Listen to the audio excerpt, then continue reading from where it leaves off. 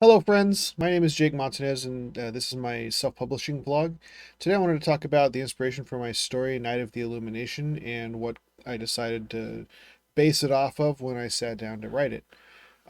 Back in 2021 now, was NaNoWriMo, and I wanted to tackle it for my first project ever. And I'm an avid World of Warcraft player, and one of the inspirations for my story was one of my side characters that I don't really play all that much, don't really care to, but her name was Trinea, and she was a Death Knight, and this was during I played her most during the Shadowlands expansion for a while, and ended up joining the Night Fae Covenant with them. And I thought just the overall concept of the character would be very interesting. And what do I mean by that? She was a light blessed Draenei, light forged Draenei, which is what I changed to become light blessed, which was the original title of the story or the book.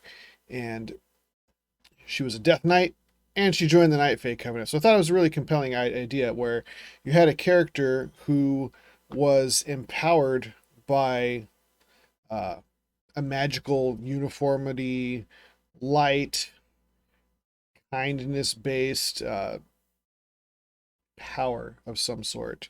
Didn't really know how I was going to go with that at the time, but she was a Death Knight. How did she become a Death Knight? She was killed and resurrected and brought back to become something other than what she had been before, empowered by a certain type of magic there as well.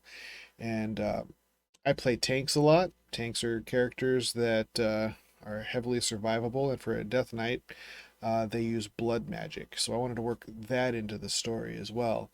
And then to cap that off, it was her decision, or my decision, I guess, as the player, to put her into the Night Fae Covenant during that expansion, um, which was realistically a life based yet fairy based uh, group of people in the afterlife. And all of that was an interesting framework for me. So when I sat down to write my story, I decided that I wasn't going to take anything other than very basic concepts away from the game because I don't want it to be. It's not even remotely close to a World of Warcraft fan fiction or anything, but that's kind of how I initially marketed it when I first threw it up on Railroad when I wrote the alpha of it. Um, but I made her a young woman, 17 years old, living in a rural village. The basic fantasy trope of somebody who's really a nobody who ends up going on to this destiny that she didn't know that she had. The destiny is whatever I decided it was going to be. So that was kind of fun.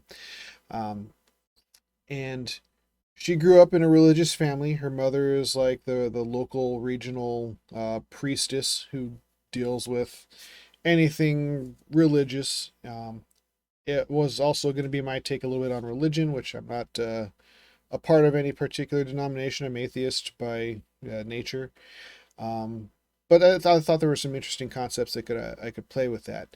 And when I sat down, I gave her a friend. His name was Daitan, also a shaman who uses the power of the elements to do his abilities that he's got.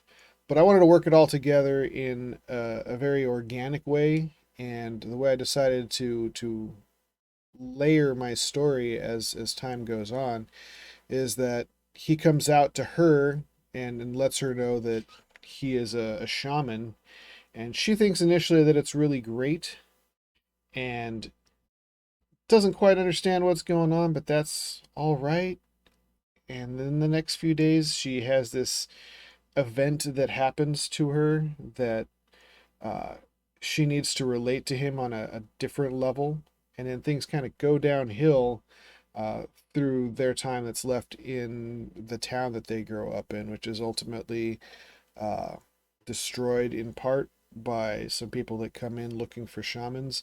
And it's a whole thing. I don't want to get into the specifics directly, but I wanted to go into more of how these two young people are dealing with powers and abilities that nobody else around them really has. That's partly like a coming of age story. It's partly the feeling of being ostracized by those around you, where people don't either believe in the things that you're able to do or to understand the way that you are able to do these things um, in a way that isn't going to endanger them. They see these things as other. This magic is not something that they normally encounter in their day to day lives, and it becomes a threat to them. So these two young children, young adults, really, um, have to deal with that and are ultimately forced out of their hometown and sent elsewhere.